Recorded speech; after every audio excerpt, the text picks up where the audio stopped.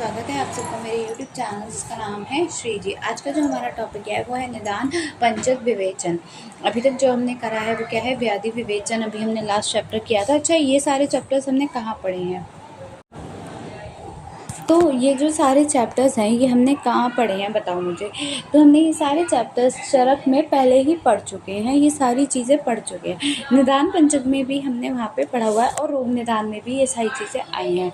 नैनिष्ठिक second year में नैनिष्ठिक एवं लौकिक व्याधि हेतु दुख से हमेशा के लिए पूर्णतः रूपेण मुक्त हो जाना चाहिए निष्ठा है। अतः ऐसी व्याधियाँ जो दुख मुक्त में व्यवधान उत्पन्न करे वो नैष्ठिक व्याधि कहते हैं तथा ऐसे रोगों के कारणों को नैष्ठिक व्याधि हेतु कहते हैं। इसके बाद क्या, मानवीय दुख की अत्यधिक निवृत्ति से सबसे बड़ी बाधा है तृष्णा। तृष्णा के दो कहे, सुख के प्रति इच्छा रूपी तृष्णा, दुख के प्रति द्वेष रूपी तृष्णा। इसी तृष्णा के अवशीभूत होकर प्राणी या साथ में संयोग प्रज्ञा अपराध एवं काल के हीन मिथ्यावादी योग आदि के कारण उन वेदनाओं के कारण का संग्रह करता है तथा त्रिविध प्रकार की शारीरिक या मानसिक वेदनाओं का आश्रय स्थल बन जाता है। उपदाय संसार में प्रवृत्ति के कारण मोह इच्छा एवं द्वेषवेद किए हुए कर्म क्या है, यह प्रवृत्ति ही उपदाय तृष्णा कहलाती है, जो शरीर व मन में होने वाले दुखों का मूल उन वेदनाओं के कारण संग्रह करती है तथा विविध प्रकार की शारीरिक व मानसिक वेदनाओं का आश्रय स्थल बन जाता है।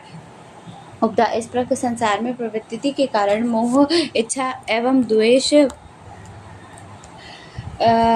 बल वश किए गए कर्म ही है। यह प्रवृत्ति की ही उपदा है यह तृष्णा कहलाती है, जो शरीर व मन में होने वाले दुखों का मूल कारण है। जिस प्रकार रेशम का कीड़ा अपने शरीर के तंतुओं से निर्मित सूत्र जाल में फंस जाता है जिससे निकल पाना उसके लिए संभव नहीं होता,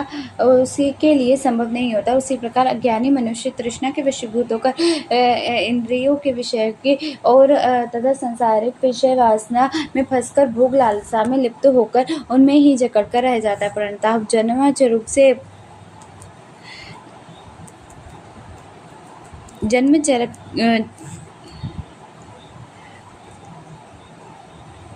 मरण के चक्र में घूमता हुआ नामित विधियों का पात्र बन जाता है। उपदा की एक संज्ञा भाव दोष है, जिसका अर्थ है प्रवृत्ति। भाव दोष के कारण ही पुरुष संसार में बंधा रहता है। मोह इच्छा व द्वेषी भाव है, धर्म अधर्म, ज्ञान अज्ञान, वैराग्य वैराग्य, ऐश्वर्य अनैश्वर्य, इनमें से ज्ञान को छोड़कर शेष 7 भावों के उपदा कहते हैं। संसार में दुख का कारण प्रवृत्ति है।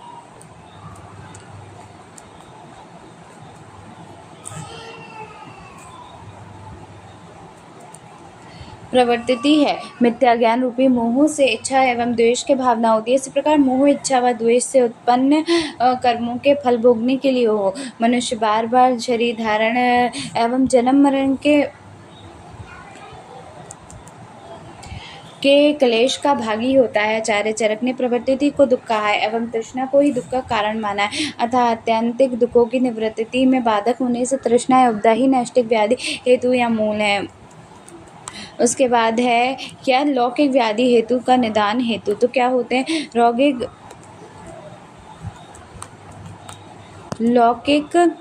व्याधि हेतु या निदान हेतु रोग विनिश्चित को आयुर्वेद में अत्यधिक महत्व दिया जाता है। हेतु सूत्र लिंग सूत्र के द्वारा त्रिसूत्र आयुर्वेद में सर्वप्रथम रोग परीक्षा का उपदेश कहते हैं।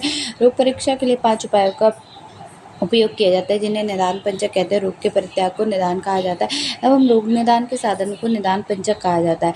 इनका ज्ञान रोग निदान के लिए परमावश्यक होता है। निम्न होते हैं निदान, पूर्व रूप, रोग उपशय, संप्राप्ति। हेतु के पर्याय निदान को ही हेतु कहा जाता है।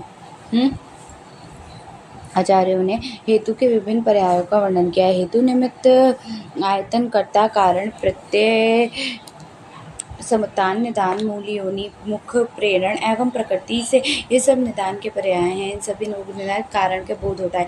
योनि एवं मूल पर्याय आचार्य वाग्भट ने तथा मुख एवं प्रेरण पर्याय आचार्य चक्रपाणी के विशेष बतलाए हैं। आधुनिक चिकित्सा शास्त्र में इसे एटियोलॉजी कहा जाता है। हेतु का लक्षण होता है जो मिथ्या आहार विहार आदि बाहरी निम्नित कारण से धातुओं में विषमता उत्पन्न करते हैं, शरीर या मानसिक रोग उत्पन्न करते हैं। विषशस्त्र, अग्नि, जीवाणु, अभिघात आदि अन्य बाहर निमित्त कारणों से बिना दोषों की विषमता उत्पन्न किए साक्षात अगुंतुज रोग उत्पन्न करे, उसे हेतु या निदान कहा जाता है। माधव कोशकार ने निदान की एक मधु कोशकर ने निदान की एक अन्य परिभाषा दी है जिसका अर्थ है दोष, प्रकोपण आदि अन्य कार्यों को करते हुए जो रोग उत्पन्न करता है उसे निदान कहते हैं। इस प्रकार विविध अहितकर आहार विहार जिनके सेवन से दूषों का प्रकोप होता है तथा वे दोष जो स्वयं दूषित होकर दूषियों को दूषित कर रोग उत्पन्न करते हैं निदान कहलाते हैं। विशेष आचार्य चरक एवं आचार्य सुश्रुत ने बाहरी कारण को निदान का, आचार्य सुश्रुत ने सभी रोगों की संक्षिप्त चिकित्सा निदान परिवर्जन कहा है, अर्थात जिन कारणों से विषम में जन रोग हुआ है उन कारणों का त्याग करना चाहिए। आचार्य चरक ने भी विमान स्थान में निदान, दोष तथा दोष की विशेषता होने से रोग की उत्पत्ति तथा अनुपत्ति का वर्णन किया है, तथा दोनों आचार्यों ने ही निदान को दोष के भिन्न अर्थात बाहरी कारण माना है।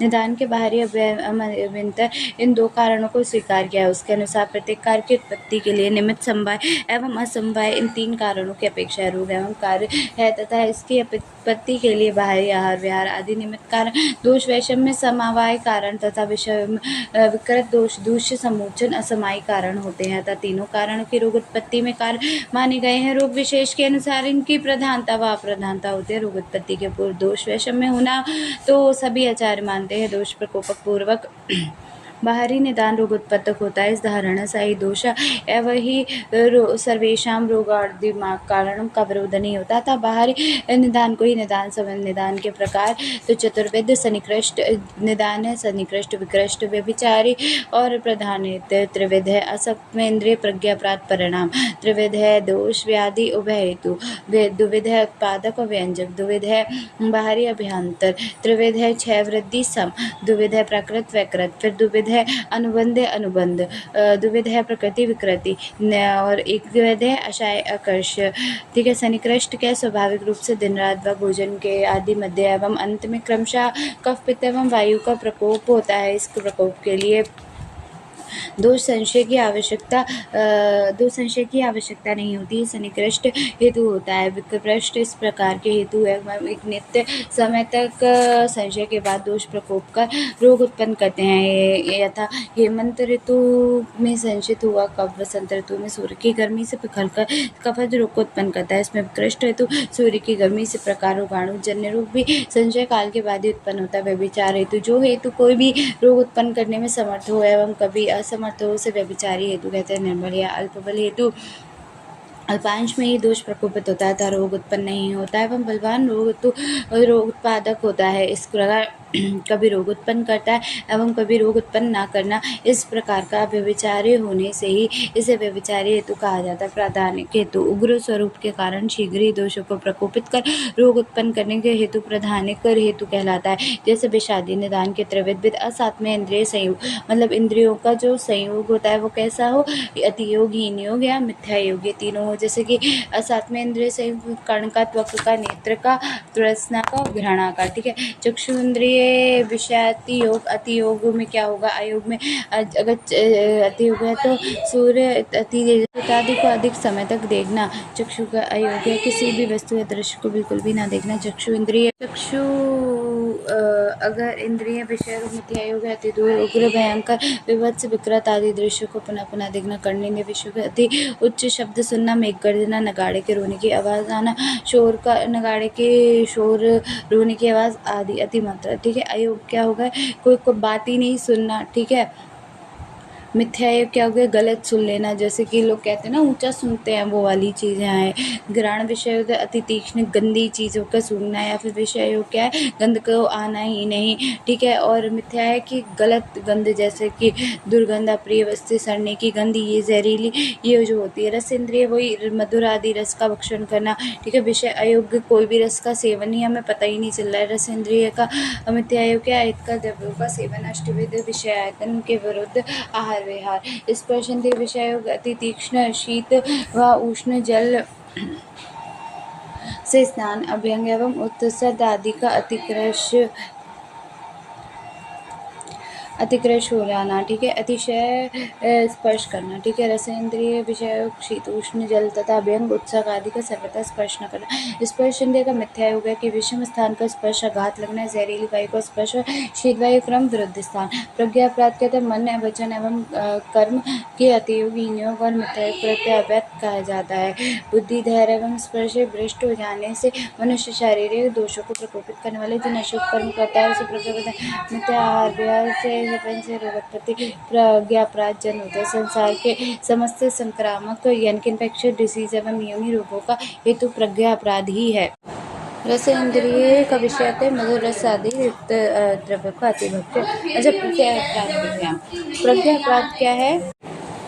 प्रज्ञा अपराध क्या है कि बुद्धि धैर्य एवं स्मरण शक्ति भ्रष्ट हो जाने से मनुष्य शारीरिक एवं मानसिक दोषों को प्रकोपित करने वाले जिन अशुभ कर्मों को करता है वो प्रज्ञा अपराध कहते हैं। मिथ्या आहार विहार के सेवन से रोग उत्पत्ति प्रज्ञा अपराध जन्य होती है। संसार के समस्त संक्रामक एवं यौन रोगों का हेतु प्रज्ञा अपराध है। वेग धारण करना, गतिमान वेगों को बलवत निकालना, अति साहस, अति स्त्री सेवा, विनम्रता एवं सदाचार का परित्याग, पूजन का तिरस्कार, असमय अनुचित स्थान गमन, नीचे कर्म करने वालों के मैत्री, सत्कर्म का पालन न करना, ईर्ष्या क्रोध लोभ मोह मद में लिप्त होना या तम से प्रभावित होकर दुष्कर्म करना प्रज्ञा अपराध। प्रज्ञा अपराध का जन्य कर्मातियोग मन वचन और शारीरिक कर्मों में अतियोग प्रवर्तित है। कर्म योग मन वचन एवं शरीर स्वकर्मों में सर्वथा प्रवर्तित है। प्राथमिकता योग वेग धारण प्रवर्त वेगों को हटात निकालना, दूषित पदार्थ स्पर्श अंगों का अत्यधिक मर्दन करना, क्षमता से अधिक श्वास रोकना, शरीर को कष्ट देना, कार्य व्रत उपवास, अति उष्ण दूध शीत का सेवन आदि शारीरिक मिथ्या उपवास, कठोर वचन बोला, झूठ बोलना, चुगली करना, प्रतिकूल वचन बोला व कलहपूर्ण वातावरण पैदा करना, वाणी वचन का मिथ्या होना, पूज्य का निरादर अपूज्य का सम्मान करना, शोक क्रोध भय मोह मान लोभ आदि मानसिक मिथ्या योग हैं।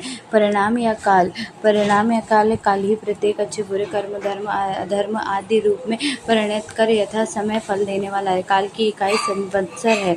यह 16 माह से 6 ऋतु या 3 मौसम में विभाजित किया गया है। हेमंत शिशिर सर्दी, बसंत ग्रीष्म गर्मी और वर्षा शरद वर्षा। काल के लक्षणों का अतियोग अयोग और मिथ्यायोग सभी प्रकार के शारीरिक और मानसिक रोगों का निमित्त कारण। कालातिक शीत ऋतु में अधिक सर्दी पड़ना, ग्रीष्म ऋतु में अधिक गर्मी व वर्षा ऋतु में वर्षा का अधिक होना काल का अतियोग है। कालायोग शीत ऋतु में ठंड, गर्मी में ग्रीष्म में गर्मी व वर्षा में बारिश का न होना। काल का मिथ्यायोग शीत ऋतु में भीषण गर्मी होना, ग्रीष्म में वर्षा का होना और वर्षा ऋतु में ठंड पड़ना। निदान के त्रिविध दोष हेतु क्या है? दोष प्रकोपक या बलवत तेजु दोष हेतु कहलाते हैं। दोषों का संचय प्रकोप प्रसव करवाने वाले स्वभावता उत्पन्न मधुर आदि रस दोष हेतु कहलाते हैं। यथा हेमंत शिशिर ऋतु में स्वभावता मधुर रस की उत्पत्ति होने से कफ के का संचय होता है। यदि संचय कफ दोष बसंत ऋतु में सूर्य की गर्मी से पिघलकर रोग उत्पत्ति करता है। व्याधि हेतु किसी दोष की अपेक्षा न करना कर किसी निश्चित व्याधि को उत्पन्न करना हेतु व्याधि कहलाता है। यदि माक्षिक भक्षण से छद्री रोग, छद्री का भक्षण से पांडु रोग की उत्पत्ति होती है। उभय हेतु जिसके द्वारा विशिष्ट दोष का प्रकोप होने के कारण शास्त्री रोग विशिष्ट रोग उत्पत्ति होती है, उसे उभय हेतु कहते हैं। हाथी ऊंट एवं घोड़े आदि की सवारी, चलनावाद की तथा विधा के अन्न के सेवन, पित्त व रक्त के तथा लटके हुए अंगों व संधियों में इसका प्रभाव होता है। उभय हेतु वनरक्त रक्त नामक रोग को उत्पन्न करता है। यद्यपि नदानों के सेवन से दोष प्रकोप पूर्वक ही व्याधि की उत्पत्ति होती है, फिर भी जिस प्रकार निश्चित दोष के प्रकोपक हैं उसी प्रकार निश्चित व्याधि के उत्पादक भी हैं। उन्हें उभय हेतु कहा जाता है। निदान के द्विविध भेद, उत्पादक हेतु व्यंजक हेतु। उत्पादक हेमंत ऋतु में उत्पन्न मधुर रस कफ दोष का उत्पादक हेतु है। व्यंजक हेमंत ऋतु में संचित कफ दोष बसंत ऋतु में सूर्य के ताप से पिघलकर कफज रोग को उत्पन्न करता है, अतः सूर्य का ताप कफ का व्यंजक हेतु है। द्विविध भेद बाहरी अभ्यंतर। बाहरी का मतलब जो बाहरी आहार विहार, मिथ्या आहार विहार से, अभिघात से, कीट विष काल इनसे होते हैं, और अभ्यांतर जो शरीर के दोषों के कारण होते हैं। निदान के त्रिविध भेद हो गए, क्षीण वृद्ध सम। क्षीण का मतलब क्षय हो जाना दोषों का, और वृद्ध का मतलब बढ़ जाना, और सम मतलब सम रहना। ऊर्ध्व अध और त्र्यक। ऊर्ध्व मतलब कि ऊपर की तरफ, अध मतलब नीचे की तरफ, और त्र्यक दोनों तरफ। ठीक है। कोष्ठ से शाखा में, शाखा से कोष्ठ में, और मर्म मस्ति संधिगत। ठीक है। निदान के दो विध, प्राकृत वैकृत हो चुके। निदान के फिर दो विध भेद, अनुबंध अनुबंध हेतु हो चुके हैं। निदान के दो विध भेद, प्रकृति विकृति, आशय आशकर्ष हेतु। कई बार दोष अपने नियत आशय स्थान में स्वयं प्रकोपित न होते हुए भी अन्यत्र जा सकते हैं। आशयकर्ष भी व्याधि का हेतु होता है। इसमें दोष वायु की प्रेरणा से अन्य स्थान पर गमन कर रोग उत्पन्न होता है। इस प्रकार के दोष को आशयकर्ष कहा जाता है। जब वायु उचित मान में अपने स्थान पर स्थित किसी दोष को दूसरे स्थान में ले जाते हैं, तब उचित प्रमाण में होते हुए भी दोष उस स्थान के लिए प्रतिकूल हो जाने से आशय स्थान में विकार उत्पत्ति करता है। इसे आचार्य विजय रक्षित ने आशयकर्ष कहा है, तथा इसी की पुष्टि आचार्य चरक ने की है। यथा श्लेष्मा के क्षीण होने पर बढ़ा हुआ वायु उचित स्थान में स्थित पित्त को उसके प्रधान स्थान ग्रहणी से खींचकर शरीर के जिस भाग में लेकर घूमता है, वहां पर अस्थि रूप से वेदनवत पीड़ा, तोतदाह, श्रम व दुर्बलता का अनुभव होती है। कार्मुकता की दृष्टि से निदान के भेद, सामान्य भेद, विशिष्ट निदान। ठीक है। उसके बाद जीवाणु के कुछ सूक्ष्म कृमियों की उपस्थिति एवं उनसे होने वाले विकारों के लिए संकेत करता है। कृमियों की शरीर में उपस्थिति मात्र ही रोग उत्पत्ति नहीं होती, वरन जब शरीर में इम्यूनिटी कम होती है तब भी रोग पैदा होते हैं। Microbe is not nothing, soil is everything. यहाँ माइक्रोब जीवाणु और सॉइल रोग के घातक होते हैं। कृमि को निमित्त कारण मान सकते हैं, क्योंकि इसमें प्रथम दोष से प्रकोप होता है, पश्चात रोग उत्पत्ति होती है। संक्रमित नारों में क्या करा, चाहे सुश्रुत ने ज्वर, प्रतिशैया, कुष्ठ, यक्ष्मा आदि रोगों का रोगी के दूसरे व्यक्ति में संक्रमण होना बताया। इस प्रकार इन्होंने भी जीवाणु कृमि की सत्ता स्वीकार किया। वायु एवं जल के माध्यम से शरीर में आघात लगने पर विदीर्ण त्वक द्वारा ये कृमि में प्रविष्ट होकर रोग उत्पन्न करता है, अतः इसे आगंतुक कारण में समाविष्ट करते हैं। निदान के कार्य में दोषों के कर्तव्य बताया गया है, और ये विकार सदा वह शरीर से दूष्य की विकृति तथा स्रोतस की विकृति भी बताई गई है। दोष का प्रकोप, खाव गुण दोष द्वारा दूष्य की दुष्टि, तीन अवस्थाओं के संबंध में तीन प्रश्न उत्पन्न होते हैं। दोष प्रकोप का रोगोत्पत्ति के प्रकरण में क्या अर्थ है, ये किससे और कैसे उत्पन्न होता है, खाव गुण कब और कैसे होता है, एवं उसे कौन उत्पन्न करता है। प्रकोपित दोष किसी वैश्य दुष्ट को ही दूषित क्यों करते हैं। निदान दोष प्रकोपक होता है। कुछ निदान धातु शैथिल्य कर होते हैं, कुछ निदान खावय गुणिक होते हैं। निदान के दोष प्रकोपक हेतु बात का देखो, विषम उपचार है। दोष है अमल का अतिश्रवण, रक्त विस्राव, चिंता, शोक, रोगजन्य कृष्टता, दुखदशय, दुखदासन, क्रोध, भय, आम दोष, मर्म विघात, शीघ्र गति करने वाला यान के गिरना, धातु कर्षण, सुश्रुत में बलवानु से मलयुक्त करना, अति व्यायाम, अति वायव्य, अध्ययन, प्रवर्तन, प्रधावन, पीड़ता, विघातन, उपवास, प्लवन, तैरना, रात्रि जागरण, भार उठाना, रथ आदि। ठीक है। आचार वाहन, विष्टित पदार्थ, कुरतंकर, करीर, खरबूज, कमल दंड, कमल मूल, तेंदुक का सेवन, हीन, शुष्क भोजन, तुष्टि होने पर भोजन, छूतित होने पर जलपान, विरेचन का अति उपवेग, उदीरण, विक्षेपक, भ्रमण, चालन, पराधान, साहस, अति उच्च भाषण, तिस्ता, आचार्य मत अनुसार अति व्यायाम, अवतर्पण, लंघन, भंगन, धातुशय, रात्रि जागरण, वेग धारण, अति शोक, अति शीत सेवन, अति रुक्षान, कषाय, कटु तिक्त पदार्थ सेवन, वर्षा ऋतु, भोजन के पचने पर सायकाल, क्षोभ, पित्त प्रकोपत है, चाहे सुश्रुत, क्रोध, शोक, भय, आयास, परिश्रम, तेल पिबन सेवन, कुबज सर्षप सेवन, हरित शाक सेवन, गौधा मांस सेवन, मत्स्य अजा मांस सेवन, भेड़ के मांस का सेवन, तक्र कुच का सेवन, मस्तु सेवन, सवीरक सेवन, सुराविकार सेवन, अम्ल फल सेवन, कटवर सेवन, उष्णकाल, उपवास, वांगभट मत अनुसार छाल सेवन, सुप्त सेवन, शांगरी सेवन, मूत्र सेवन, धनमल, निश्वान, तिलामन सेवन, बलात्, कस्ती सेवन, पीलू सेवन, लांगलिका सेवन, अग्नि सेवन, मरीच सेवन, रज धूम सेवन, ईर्ष्या, जीर्ण, मैथुन, वर्षा ऋतु, शुदावा, तृष्णा अवरोध, आचार तिष्ठाचार्य मत अनुसार कटु, अम्ल, लवण, उष्ण, तीक्ष्ण, विदाही द्रव्य का सेवन, क्रोध, उपवास, स्त्री सेवन, आदप, तीसी सेवन, पिस सेवन, दधी सेवन, सुरा सेवन, सिरका सेवन, कांजी सेवन, मध्य अर्धरात्रि भोजन, उत्तर भोजन, पचने का काल, शरद ऋतु, ग्रीष्म ऋतु, कफ प्रकोप, सुश्रुत मत अनुसार दिवा, स्वप्न, आयाम, आलस्य, मधुर, अम्ल, लवण, शीत पदार्थ का अति सेवन, पिच्छल अभिसंधि द्रव्यों का सेवन, इटकत सेवन, यवन का सेवन, नैषेध सेवन, माश महामाश गौधूम अति सेवन, तिलकुट सेवन यानी कि गजक का सेवन जो होता है, पृष्टि विकृत सेवन, कृष्णा सेवन, पायसा सेवन, वसा सेवन, सिंगाड़ा सेवन, मधुर कप सेवन, बल्लीफल सेवन, वांगभट के अनुसार नावन सेवन, स्थूल भक्ष्य सेवन, शकुली सेवन, आम दुग्ध सेवन, किलाट सेवन, मोरट सेवन, कुर्चिक सेवन, तक्रपिंड सेवन, पीयूष सेवन, कदली फल सेवन, खजूर कमरक सेवन, नारियल सेवन, रात्रि जल सेवन, अति संतर्पण, हर्ष विरेचन, आयोग अजीर्ण अवसाय, अति जल सेवन, अति शयन, छद्री रोकना, आयसय सुख मंदाग्नि, तीस्ता आचार्य मत अनुसार, गुरु द्रव्य सेवन, मधुर स्निग्ध द्रव्य सेवन, दुग्ध इक्षुरस सेवन, दही सेवन, दिवा स्वप्न सेवन, ग्रत निर्मित द्रव्य भक्षण, हेमंत ऋतु, शीत ऋतु, प्रातःकाल भोजन के पश्चात वसंत ऋतु, निदान के दोष वृद्धि रोध, पित्त का होता है, प्रमेय में कफ का होता है, कुष्ठ त्रिदोष जो होते हैं, उन्माद त्रिदोष, ग्रहणी पित्त, पांडु पित्त, अतिसार वात, वात रक्त वात, उद्र हृदय रोग त्रिदोष, अम्ल पित्त उबुर्द त्रिदोष है। ठीक है, निदान में दोष के जिस अंश को बढ़ाने वाला भाव होता है उसे दोष के उसी विशिष्ट अंग की वृद्धि होती है। इस प्रकार दोष की सर्वांगी की आंशिक विकृति ही हो सकती है। निदान के अग्निमंद भी हो सकता है जो सीधे ही निदान के प्रभाव से उत्पन्न हो सकता है। किसी दोष विशेष की वृद्धि से अग्नि पर शायात्मक प्रभाव पड़ने से उत्पन्न होता है। निदान में खावय गुण की उत्पत्ति, श्वास में रज और धूम की उत्पन्न होता है, और छत में प्लावन धावन अपघात होता है। जलुदर स्नेहन अनुवासन, बस्ती बात सहसा, शीतल जलपान, स्वरभेद, उच्च भाषण, विसेवन, अर्श में अतिकुंठन, कठोरासन पर बैठना, वात्रक उत्कन, प्लावन, अभिघात, अतिसार, वेग धारण, प्रदुष्ट जलपान, उरुस्तम, अतः उरुस्तम।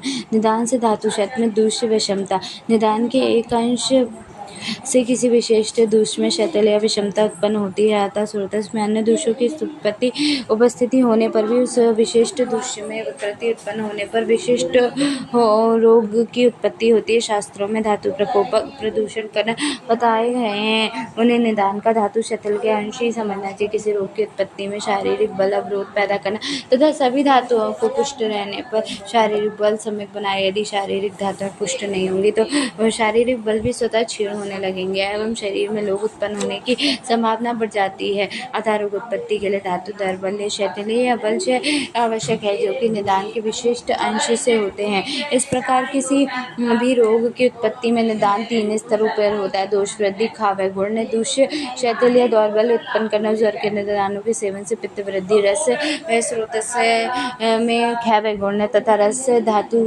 दौर्बल्य होकर ज्वर रोग उत्पन्न होता है। पूर्व रूप दोष विशेष के ज्ञान के बिना कुछ काल बाद उत्पन्न होने वाले रोग जिन लक्षणों के जाने जाते हैं उस लक्षण समूह को पूर्व रूप कहा जाता है। प्रसर अवस्था को प्राप्त हुए प्रकोपित दोष जब किसी स्थान विशेष पर एकत्र होते हैं तब उस अवस्था में भविष्य में होने वाली व्याधि के जिन लक्षणों को उत्पन्न करते हैं पूर्व रूप कहते हैं। व्याधि उत्पन्न होने से पहले प्रकट होने वाले लक्षणों को पूर्व रूप कहते हैं। सामान्य पूर्व रूप, विशिष्ट पूर्व रूप 2 तरीके के होते हैं। ठीक है, इसके बाद है रूप। रूप क्या होता है? जो रूप जब व्यक्त हो जाता है तब उसे रूप कहते हैं। जो पहले व्याधि होने से पहले लक्षण जो प्रकट होते हैं वो पूर्व रूप कहते हैं। ठीक है, तो और रूप क्या होता है? जो पूर्व रूप के बाद जो प्रकट होते हैं वो क्या कहलाते हैं?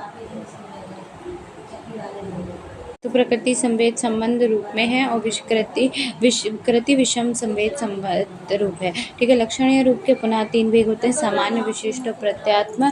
उपशय चिरकाल तक सुख देने होते हैं। औषधि अन्य एवं व्यवहार के उपयोग को व्याधि और उपशय कहते हैं। सात्विक उपशय कहते हैं। गुण लीन वाली व्याधि में रोग विनिश्चित करने के लिए जिनका प्रयोग करते हैं उपशय अनुपशय कहते हैं। व्याधि का सापेक्ष निदान करने के लिए उपशय का उपयोग करते हैं। यथा संधिवत व अभाववत। आमवात का सापेक्ष निदान स्नेहन कर्म से किया जाता है। स्नेहन से लाभ होने पर संधिवात तथा लाभ न होने पर आमवात का विनिश्चय किया जाता है। तत्पश्चात चिकित्सा कार्य प्रारंभ किया जाता है। उपशय चिकित्सा से भिन्न है। उपशय रोग ज्ञान का एक साधन है किंतु चिकित्सा का क्षेत्र विस्तृत है। चिकित्सा के द्वारा व्याधि का ज्ञान नहीं होता किंतु गूढ़ लिंग वाली व्याधियों का ज्ञान उपशय में होता है। अनुपशय, उपशय के विपरीत लक्षणों को अनुपशय कहते हैं। इसे आत्मसात भी कहा जाता है।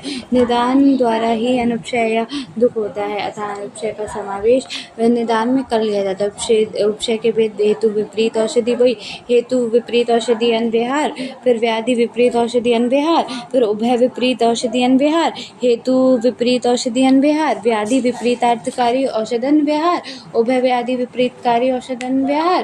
बस इतना ही है, ठीक है। संप्राप्ति अगले चैप्टर में पढ़ेंगे। तो ये पढ़ चुके हो, इसमें ऐसा कुछ नहीं था जो ना पढ़ा हुआ हो। तो अभी के लिए इतना काफ़ी है। Thank you.